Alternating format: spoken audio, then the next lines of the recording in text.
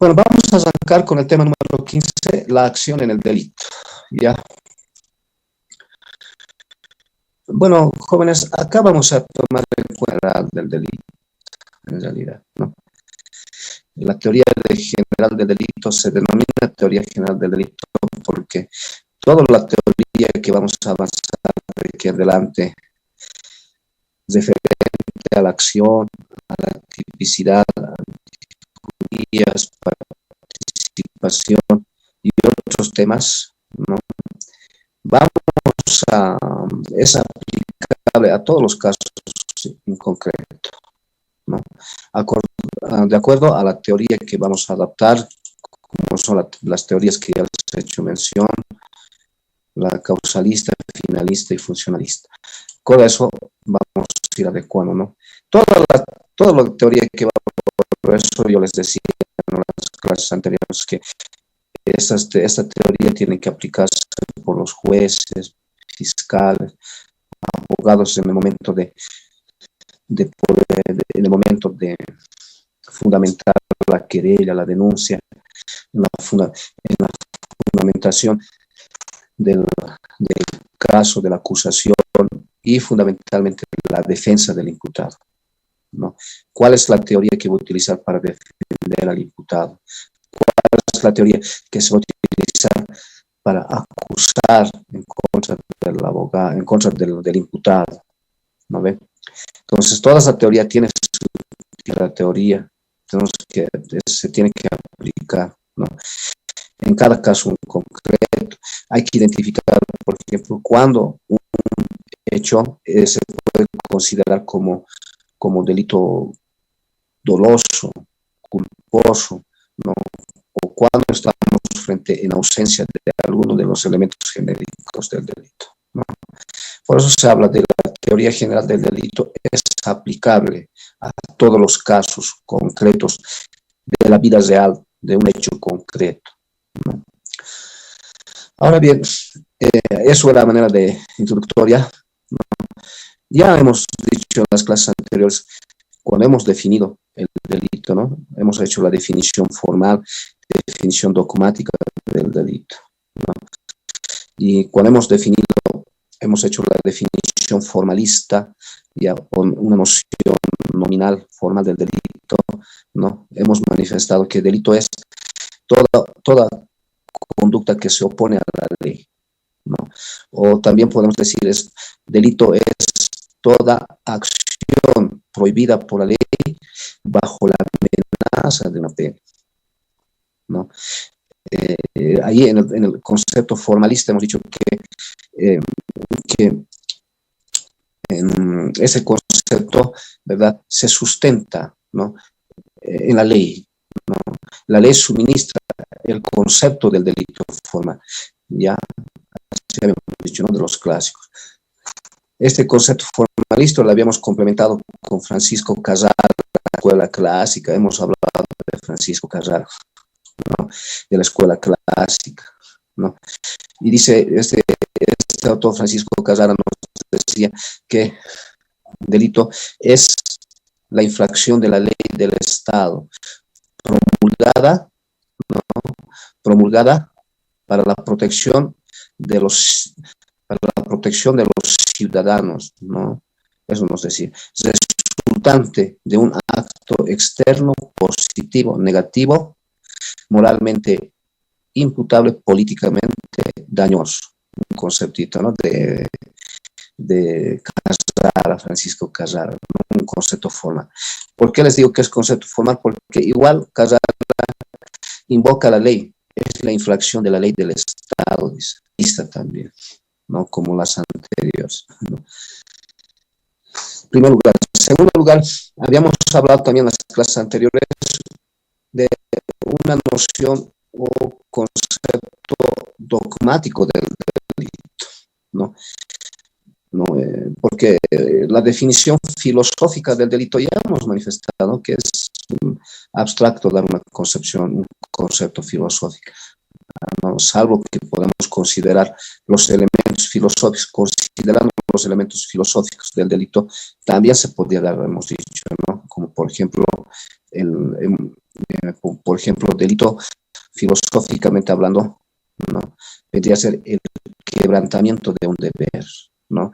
Es aquel acto voluntario, dañoso a la justicia, ¿no? Y a la paz social. Entonces, filosóficamente no se puede dar un concepto, pero sí tomando en cuenta algunas de las categorías filosóficas, sí. Por ejemplo, el deber es una categoría filosófica, la justicia es una categoría filosófica. ¿No? Entonces, tomando en cuenta esas categorías, sí se puede dar un concepto, habíamos dicho, ¿no? Como un quebrantamiento del deber, ¿no? Dañoso, voluntario, ¿no? Um, dañoso a la justicia. Pero el concepto que más dogmático, ¿no? O sustancial, ¿no? Este concepto habíamos dicho conforme Edmundo Mesger, este autor alemán, ¿no? Que ha contribuido con este concepto sustancial. Delito es aquella acción típica, antijurídica y culpable, habíamos manifestado, ¿no? Algunos autores también dicen punible, más como un quinto elemento, ¿no? Es aquella acción típica, antijurídica, culpable, pero Benjamin Miguel Hart un tanto discrepa. Dice, no, porque la punibilidad no es el delito. ¿Ya? Entonces, esa definición al manifestar que del delito es aquella acción típica, antijurídica, culpable y punible, entonces no estaríamos adecuando, ¿no? Correctamente la definición del delito, ¿sí? Porque la punibilidad, antes que delito, es una consecuencia del delito, ¿no? Dice Benjamin Miguel Hart, ¿no? Pero bueno, lo cierto es que estos cuatro elementos, ¿verdad?, se constituyen en una unidad indivisible, ¿no? Ya en las clases anteriores también les he manifestado que a la ausencia de algunos de estos elementos ya no hay delito. Por eso es una unidad indivisible, ¿no? Como dice Benjamin Miguel Hart, ¿no? Entonces, para que haya delito, tiene que haber acción, tiene que haber tipicidad, antijusticidad y culpabilidad, ¿ya? Es por esa razón que ahora vamos a comenzar con el estudio y el análisis de la acción, el primer elemento genérico, ¿no? Vamos a tomar en cuenta la acción en el delito, ¿no? Para arrancar con la teoría general del delito, ¿no? Ahora bien, antes de adentrarnos a los elementos del delito, ¿no? Vamos a decir que acción, ¿no? La acción no es otra cosa más que la conducta o el acto, ¿ya? Antolicey y Crispigny, Felipe Crispigny, dice, bueno, yo prefiero llamarlo conducta, dice, ¿no? Crispigny, ¿ya? Ya, conducta u acto, ¿no? Porque hablar de acción o conducta no existe, ¿no?, una diferencia relevante, ¿no? Porque en realidad el delito, todo delito debe comenzar, ¿no? Debe comenzar siempre con una acción o conducta, ¿no? Entonces, si queremos ser más simples, podemos llamarlo conducta, acto, comportamiento penal, ¿no? Ahora, si quieren ser más técnicos, ¿no? Acción, ¿no? Acción del delito, ¿no? Como elemento genérico del delito, ¿no? Entonces, eso es la acción, la conducta es fundamental, ¿no? Ahora bien, para estudiar a la conducta, ¿ya? A la conducta, tenemos que considerar varios elementos, ¿ya? Pero antes analizaremos, cuando hablamos de conducta o acción, nos referimos no solamente al hacer, sino también al omitir, ¿ya?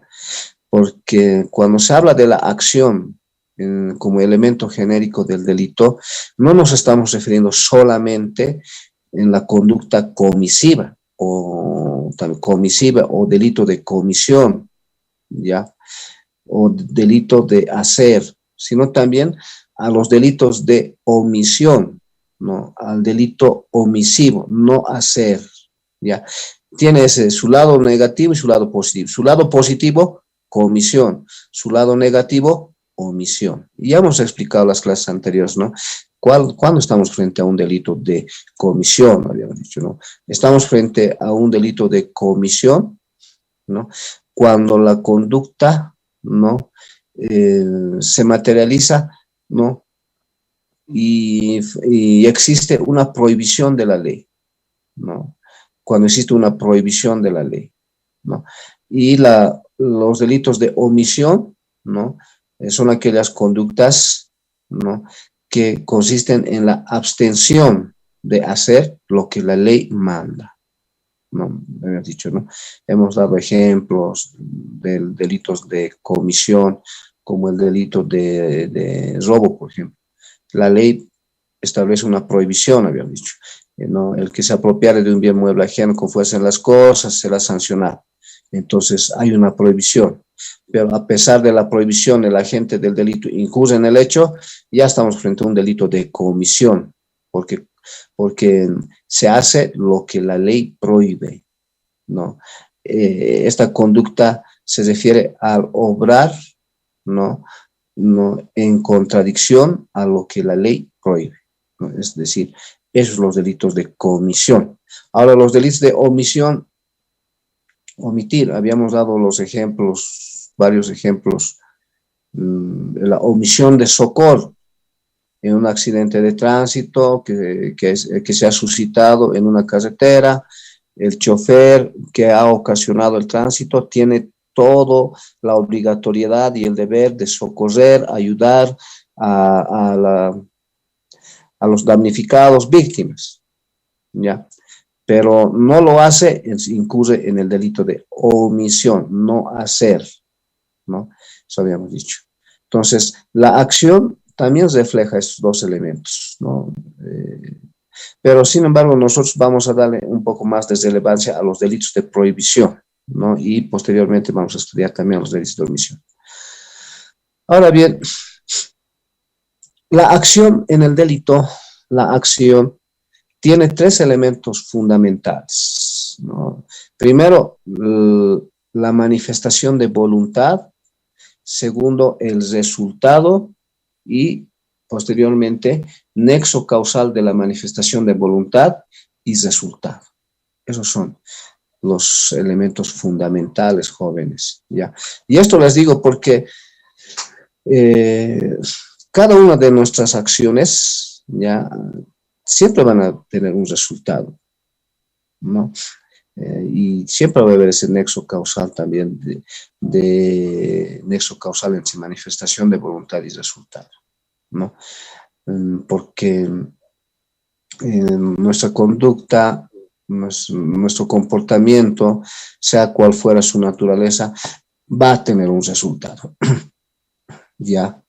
Y también va a haber ese nexo causal, ¿no? Entre manifestación de voluntad y resultado, ¿no? Entonces, pero sin embargo nosotros nos referimos a aquellas conductas, ¿no? Que son relevantes al derecho, aquellas acciones dañosas, ya, que son antijurídicas, ilícitas, a eso nos referimos, porque en realidad hay diferentes actos, conductas, comportamientos, ¿no? Pero que no son relevantes para el derecho penal, ¿no ve? Entonces, eso es muy importante hacer la diferencia, ¿no? Que nosotros nos referimos cuando hablamos de la acción del delito y nos adentramos a sus elementos: manifestación de voluntad, resultado, nexo causal entre manifestación de voluntad y resultado, nos referimos a una conducta dañosa, ¿ya? A una conducta típica, que esté tipificado como delito, ¿no? Bueno, entonces analizaremos el primer elemento de la acción, entonces, desde un punto de vista causalista, naturalista, ¿ya? Manifestación de voluntad es el primer elemento, ¿no? En la manifestación de voluntad es el querer hacer, ¿ya? el ejecutar el acto, ¿no? La voluntad debe ser consciente, es decir, saber lo que se decide espontáneamente, ¿ya?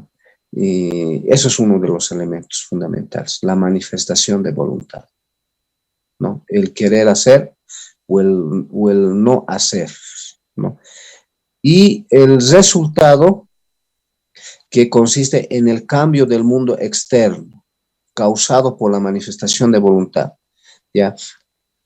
Y en los delitos de omisión también se presenta la no mutación del mundo externo, ¿no? Porque también hay, no siempre todos los hechos antijurídicos, ¿verdad?, producen cambio en el mundo externo, como los delitos formales, por ejemplo, una difamación, una injuria, ¿no? No va a producirse un cambio en el mundo externo, ¿no? Pero, sin embargo, hay un resultado, ¿no? Hay un resultado meramente jurídico, ¿no? No hay un resultado material externo, pero lo cierto es que hay resultado. Entonces, manifestación de voluntad y resultado y nexo causal entre la manifestación de voluntad y resultado, ¿no? Para mejor comprensión, vamos a acudir también al ejemplo de Benjamin Miguel Harp, ¿no? En su obra Derecho Penal, parte general, nos dice, a ver, daremos un ejemplo. El homicidio, ¿no? El homicidio es matar a otro, ¿no? Aquí vamos a tomar en cuenta el querer matar es la manifestación de voluntad, ¿no? Aquí la persona, ¿no?, agarra un revólver, aprieta el gatillo, dispara, entonces ahí se ha materializado el querer matar, ¿no? Voluntariedad, dice, ¿no?, Benjamin Miguel Harp. ¿Y cuál va a ser el resultado?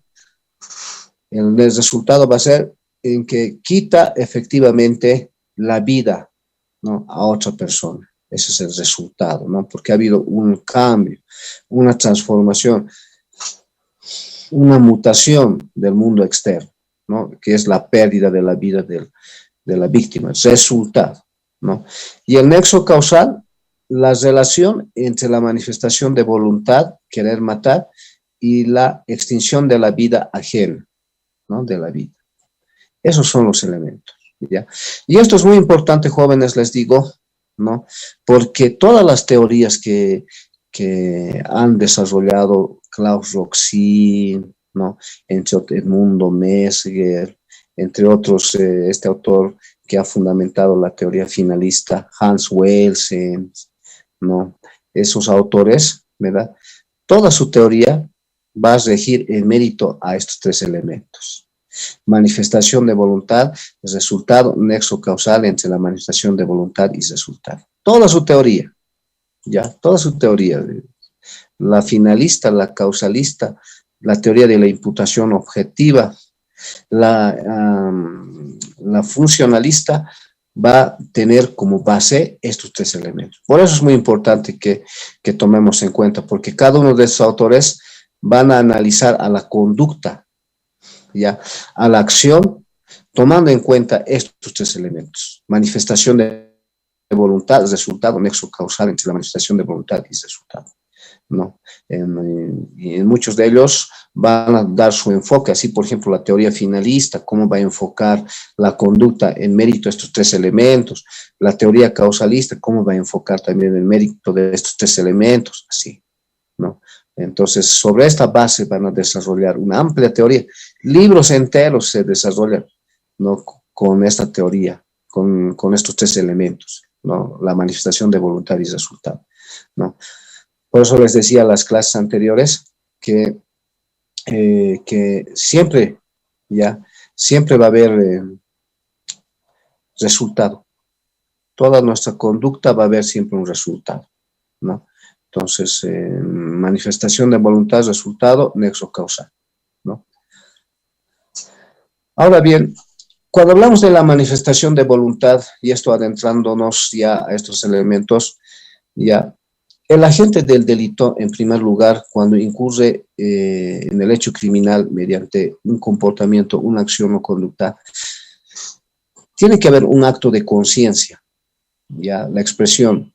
El agente del delito tiene que estar consciente, ya, de lo que está haciendo, ya. Porque si no estuviera consciente, la inconsciencia no está sancionado ni está castigado, ya. Si una persona obra sin conciencia, ya, y esa persona no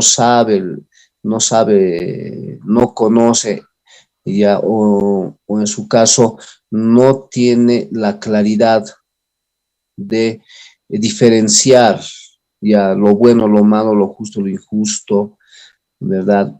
No puede llegar a tener manifestación de voluntad, ¿no? Por lo tanto, una persona que obra sin conciencia no es jurídicamente juzgable, no es jurídicamente punible. Para sancionar, para que una acción sea punible, sancionable, tiene que haber conciencia, ¿ya? Y eso es lo que se refiere a la manifestación de voluntad, ¿ya? Ahora bien, esa manifestación de voluntad necesariamente tiene que ser materializada, ¿ya? Tiene que materializarse en el mundo real, porque alguien decía, el solo pensamiento, el solo deseo, el solo propósito, ¿verdad? No expresado, ¿no? En la realidad, no tiene relevancia jurídica, pues. No puede haber, uno puede pensar, uno puede desear, ya, uno puede tener ese propósito de incurrir en un hecho criminal, ¿no? Por lucro, qué sé yo, apropiación de un bien mueble ajeno, con fuerza de las cosas, violencia, intimidación a las personas. Puede haber, pero si no lo materializa, si no lo expresa en el mundo real, ¿verdad? Entonces no tiene significación jurídica. Tiene que materializarse, ¿ya? Entonces, desde ese punto de vista, tiene que haber un resultado, una materialización. Por eso este segundo elemento, el resultado, nos dice, es la realización de un hecho, que es producto de la conducta. En otras palabras, es el efecto externo, ¿ya? En el cual se materializa, ¿ya? No se materializa en la manifestación de voluntad, ¿no? Así, por ejemplo, Benjamin Miguel Harp nos da el ejemplo de la lesión, de las lesiones graves, gravísimas. También el incendio de una casa, por ejemplo, si se trata de delitos de resultado, ¿no? O estamos frente a unos delitos de peligro, como por ejemplo el abandono de un niño, ¿no? Amenazas también, ¿no? Pero lo cierto es que tiene que haber un resultado, tiene que exteriorizarse, ¿no? Si uno piensa amenazar, pero no lo hace, no tiene significación jurídica. Pero si uno piensa amenazar y efectivamente en la vida real amenaza a una persona, y hay resultado. ¿Por qué?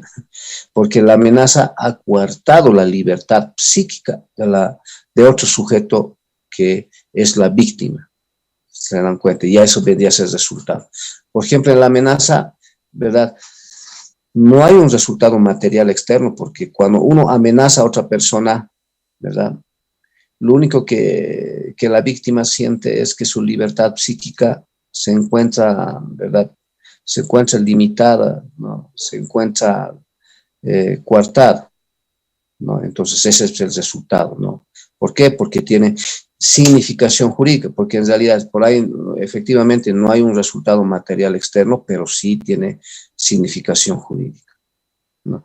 Entonces, resultado. Y como uno de los elementos fundamentales es también la relación de causalidad, ¿no? Tiene que haber esa relación, ¿no? Entre la manifestación de voluntad y el resultado, ¿no? Consistente en una conexión lógica y puramente objetiva, nos dice Benjamin Miguel Harp, ¿no? Entonces es recién cuando concurren estos elementos, manifestación de voluntad, resultado y nexo causal, recién habría acción.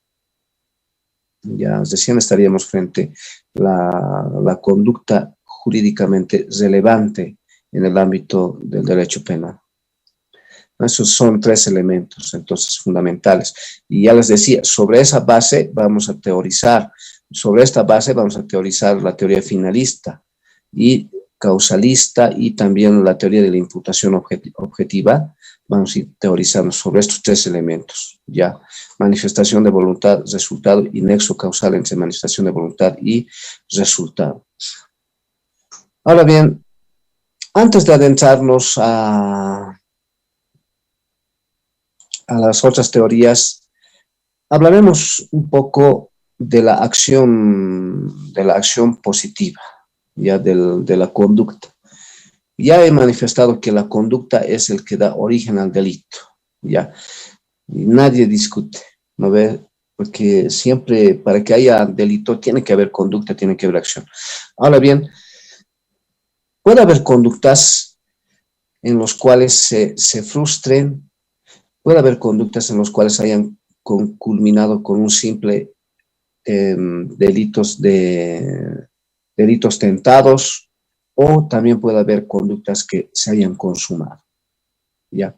Entonces, frente a esta situación, necesariamente, antes de adentrarnos a las otras teorías, ¿no?, tenemos que hacer la diferencia entre delitos consumados, delitos frustrados y delitos tentados, ¿no? Son tres formas de delito fundamentales, ¿no?, para clasificar la acción, ¿ya? Porque no toda acción también, ¿no?, se materializa, pues, pero también hay delitos frustrados y otros que se quedan en la mera tentativa, ¿no?, delitos tentados, ¿no? Entonces, eso hay que analizar dónde está la diferencia entre estos elementos, ¿no? Nos referimos a aquellos delitos en los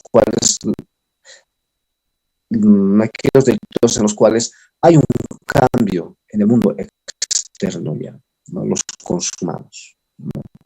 Hay un cambio en el mundo externo, ¿no? Esto quiere decir que la actividad delictiva del autor ha concluido y ha producido una lesión jurídica, ¿no?, al cual había pretendido, ¿ya? Por eso es consumado. Se consuma cuando la actividad delictiva se culmina, cuando el agente del delito ha concluido la actividad jurídica, la actividad antijurídica, ¿no?, y ha producido una lesión, ¿no?, jurídicamente relevante, ¿no? Entonces, esos son los delitos los delitos consumados, ¿no? Es decir que todos los elementos constitutivos específicos del tipo se han materializado con los delitos consumados, ¿no? Así, por ejemplo, la conducta tiene como resultado que esa persona haya apretado el gatillo del revólver, haya acabado con la vida de la víctima, ¿no? Homicidio. Ya, entonces ahí estamos frente a un delito consumado, porque primero ha habido un cambio del mundo externo, ¿ya? Y segundo, porque toda la actividad delictiva, todos esos elementos constitutivos que señala el delito de homicidio, ¿verdad?, se ha cumplido a cabalidad, se ha consumado, ¿ya? Entonces, por eso estamos hablando de los delitos. Por otro lado, están los delitos de frustración o delitos frustrados, ¿no? Delito frustrado, ¿no? En este tipo de delito, la acción, por ejemplo, la acción de disparar, ¿verdad?, efectivamente se ejecuta, el agente del delito dispara, ejecuta, pero el impacto del proyectil no se va al espacio, no se llega o no llega a impactar contra la víctima. No hay cambio en el mundo externo, ¿ya? Entonces, en estos casos, ¿verdad?, ya estamos frente a un delito frustrado, ¿no? Porque el agente del delito ha ejecutado la acción que tenía, ¿ya? Pero por causa causas ajenas a su voluntad, no ha llegado a producir el resultado. Ahí está, ¿ve? El resultado. No ha habido un cambio del mundo externo, pero ha existido todos los actos de ejecución que deberían producir como resultado por causas independientes a su voluntad. Esos son los delitos frustrados, ¿no? Entonces,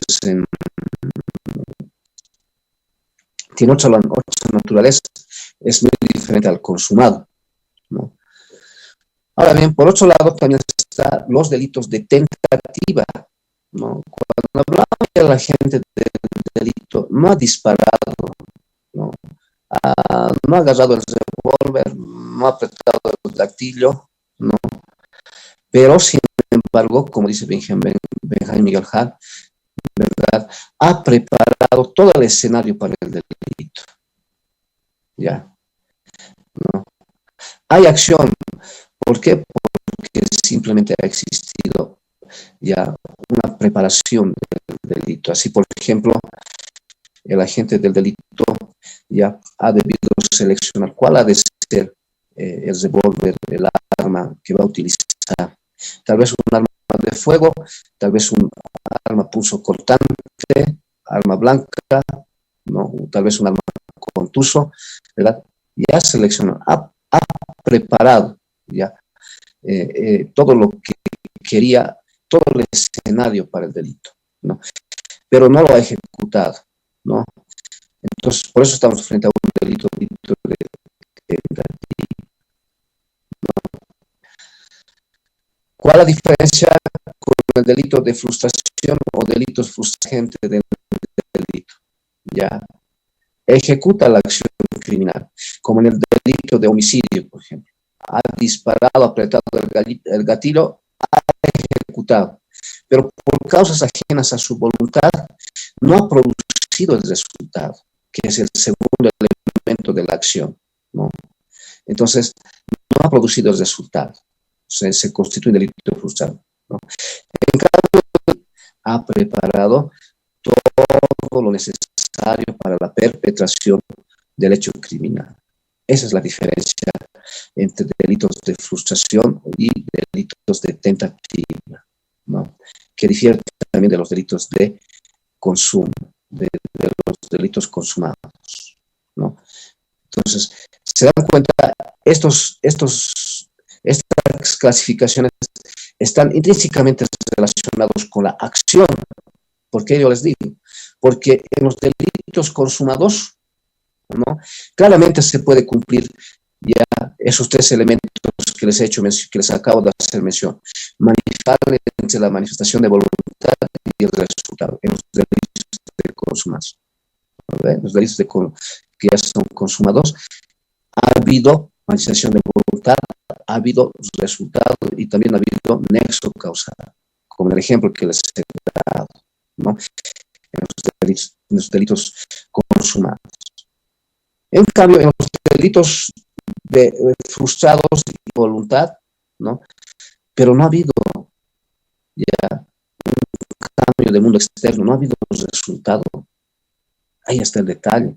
¿Cómo vamos a resolver esa cuestión en el momento de calificar el hecho criminal? ¿Se dan cuenta? Entonces, por eso estamos haciendo la diferencia. Ahora, en ambos casos, tanto en los delitos de delito frustrado y delito de tentativa, es punible, pues, es punible. En los delitos de frustración, por ejemplo, en la teoría finalista, ¿verdad?, los finalistas dicen el derecho no protege el cambio del mundo externo, ya no protege el objeto material del delito. Lo que el derecho sanciona y lo que el derecho castiga, mejor dicho, a la gente del delito de matar, acabar con la vida de la gente del delito. Aunque éste se haya frustrado, no haya impactado el proyectil a la gente, a la víctima, igual se tiene que sancionar como, como delito de consumo, ¿ya? ¿Por qué? Porque la finalidad, la conducta final del agente del delito era matar, ¿ya? Y no se ha perpetrado, no se ha consumado por causas. Los finalistas de tabla se sanciona, dice los delitos frustrados, porque esa ha sido la finalidad. Aunque no ha habido resultado material externo ni nexo causal, porque no ha habido un resultado externo, porque la finalidad era esa de la gente del delito. ¿Okay? Delito frustrado. Porque el derecho, eso es lo que castiga, ¿ya? La intención, la conducta final de la gente del delito, dice esto, los finalistas. ¿No? La teoría causalista dice, no, un momento, aquí tenemos que analizar los resultados. Si no ha habido resultado, no ha habido un cambio de mundo externo causal, finalista, perdón, causal, naturalista, entonces, ¿qué vamos a castigar? ¿Qué vamos a sancionar? Lo único que tendríamos que sancionar es efectivamente la manifestación de voluntad ha existido, pero tendríamos que sancionar de una manera atenuada, tenemos que disminuir la pena, pero no podemos sancionar como un delito de consumo. No ha habido un resultado material, porque en realidad los causalistas siempre van a buscar los resultados de la causa, ¿no? Por eso son causalistas, buscar los resultados de la acción criminal, ¿no? Y si en el delito frustrado y si en el delito de tentativa no hay un resultado, entonces, ¿qué vamos a sancionar? Tenemos que atenuar nada más, dice nuestra teoría causalista. Doctor, entonces, perdona una pregunta, doctor. Entonces, esto quiere decir, si una persona entra a una casa a robar, pero es pillada y no ha robado nada y se escapa, entonces es frustrado y va a salir de la cárcel. ¿Eso es lo que estoy entendiendo, doctor? No, en esos casos, según la teoría finalista, ¿no? Se sanciona, se castiga como delito consumado, ya, porque el agente del delito ha tenido pues la finalidad, ¿no? ¿La finalidad de qué? Ha tenido la finalidad de apropiarse de lo ajeno, se entra a una casa, ya. La finalidad es clara, en la apropiación del bienes muebles ajenos, ya. Entonces se sanciona como un delito consumado, ya. Aunque se fugue, aunque se escape, aunque no haya logrado no matar ese caso, no, se sanciona igual, dicen los finalistas. Porque para los finalistas no es necesario siempre que se haya apropiado del bien inmueble, si lo haya llevado, no, no es necesario. Para los finalistas basta que la agente del delito haya tenido, posteriormente se haya escapado sin haber logrado su propósito, igual se tiene que sancionar, porque el derecho lo que castiga es, ¿verdad?, ¿no?, la conducta final, en este caso la conducta final de apropiarse de lo ajeno, ¿no? Entonces se castiga en esos casos como un delito consumado para los finalistas. En cambio, en el caso, ejemplo, que es dando para los delitos de resultado, pero para los causalistas, en ese caso, ¿verdad?, va a atenuar, ¿ya? ¿Por qué? Porque los causalistas más analizan el efecto, es decir, los resultados. ¿Cuál ha sido el resultado? No se ha apropiado el agente del delito, ya. Se ha frustrado la acción, la conducta criminal de apropiarse de lo ajeno, ¿no? Por lo tanto, si bien los causalistas reconocen la existencia del hecho criminal, pero va a decir, como no se ha llegado a apropiar efectivamente, ¿no?, entonces vamos a atenuar la sanción, vamos a atenuar el castigo, porque los causalistas, como les digo, van a ver los efectos de la acción criminal, ¿ya? En este caso se ha ingresado a una casa, ¿verdad?, no ha materializado la acción criminal porque se ha escapado, se ha visto descubierto, se ha hecho la fuga, ¿ya? Entonces esa persona pues va a ser sancionado, ¿no?, en forma atenuada, ya sea por delito frustrado o en su caso por delito de tentativa. En ese caso sería por delito frustrado, ¿no? Se le va a reducir, ¿no?, la acción criminal. En cambio, los finalistas dicen no, ¿no? Los finalistas dicen, aquí lo que se sanciona no es que si se ha apropiado, ¿no?, y se ha visto descubierto y se ha fugado, no, sino esa persona tenía la conducta final de apropiarse de lo ajeno, ¿no? Por lo tanto, eso es lo que sanciona el derecho penal.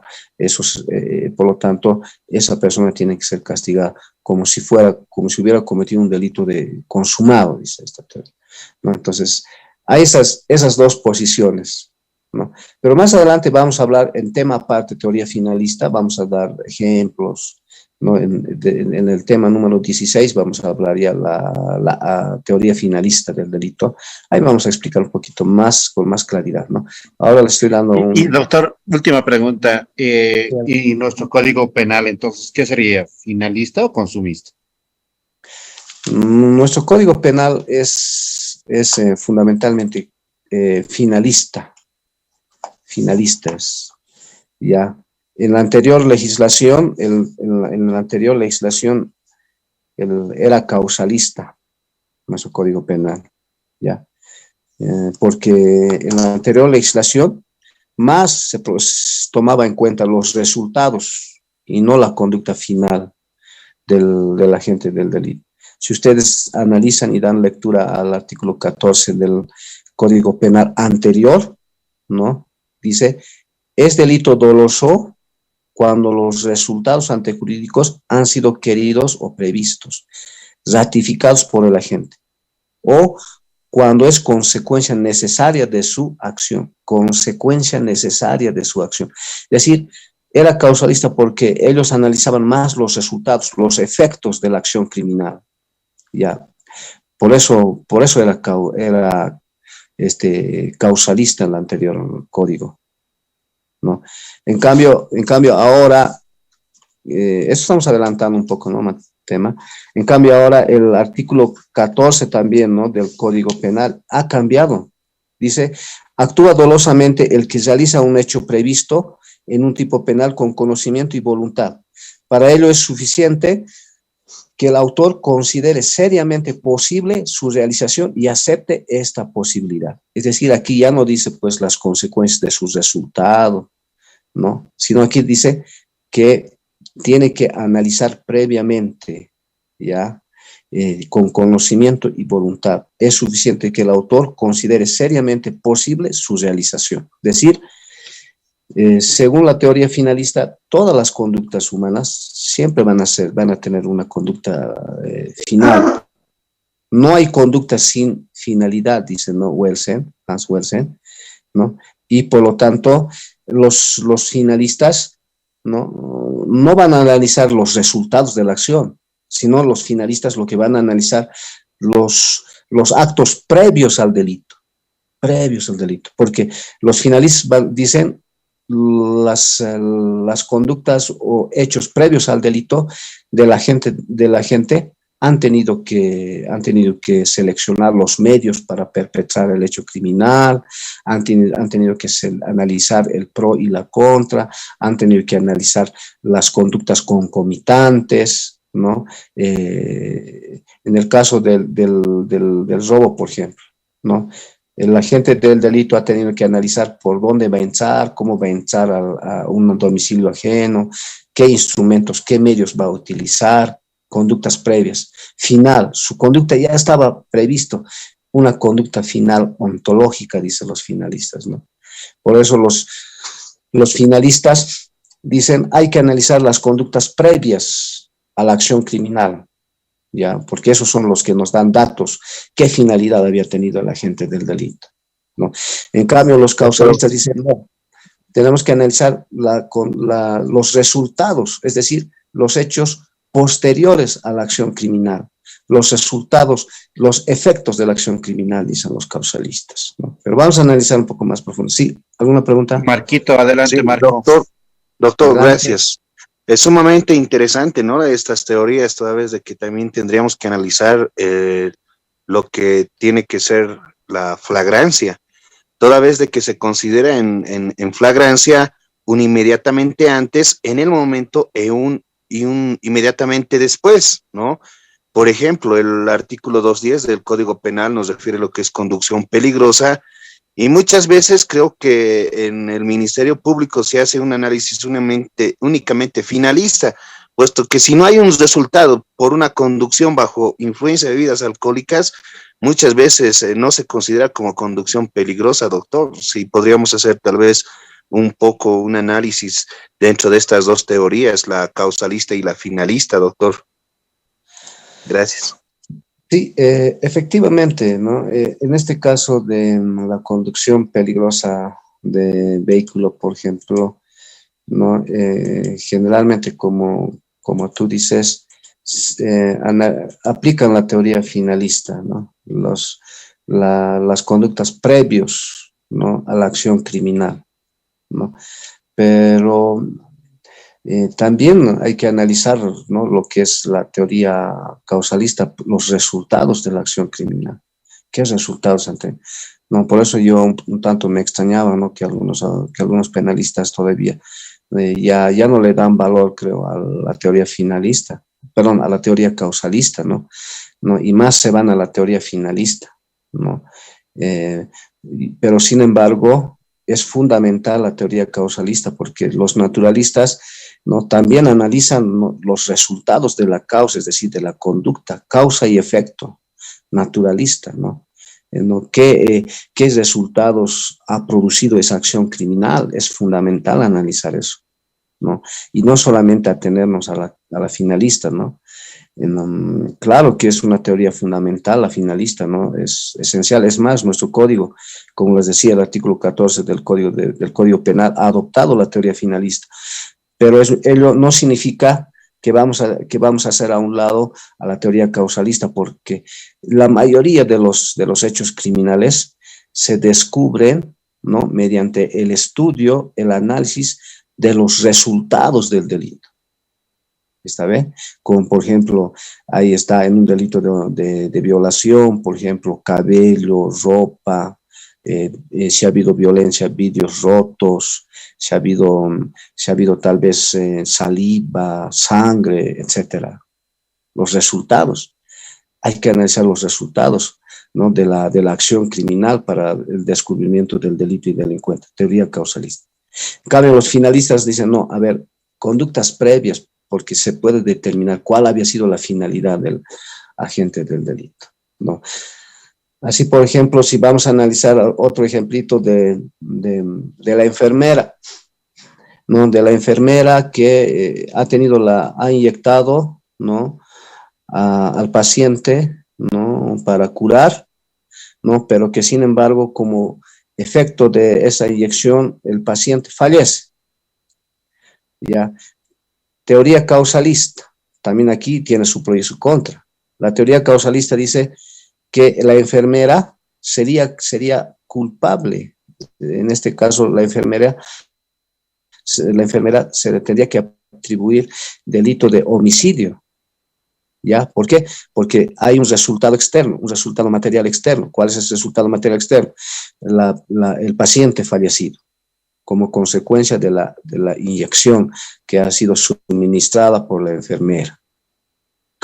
Causalista, análisis de los resultados, ¿no? En cambio, el finalista dice, no, un momento. En ningún momento la enfermera ha tenido la finalidad, ¿no? La finalidad de matar al paciente, ¿ya? Y por lo tanto, no podemos castigar, porque la enfermera tenía esa finalidad de curar, ¿no? Mediante el suministro de la inyección, pero no tenía esa finalidad de matar, por lo tanto, no se le puede sancionar y castigar, porque la conducta final no era esa. En cambio, los causalistas dicen, hay que sancionar porque hay un resultado, la persona fallecida. ¿Ya? Homicidio culposo. ¿Se dan cuenta? Entonces, desde ese punto de vista, estas teorías, tanto la teoría causalista como la teoría finalista, hay que adecuarlo en cada caso en concreto. ¿Cuándo podríamos aplicar la causalista a la finalista? Eso es la diferencia que existe. Eso es, jóvenes. Bueno, la próxima clase vamos a seguir hablando de las otras teorías también, referentes a la acción. Muchas gracias, jóvenes. Hasta la próxima clase.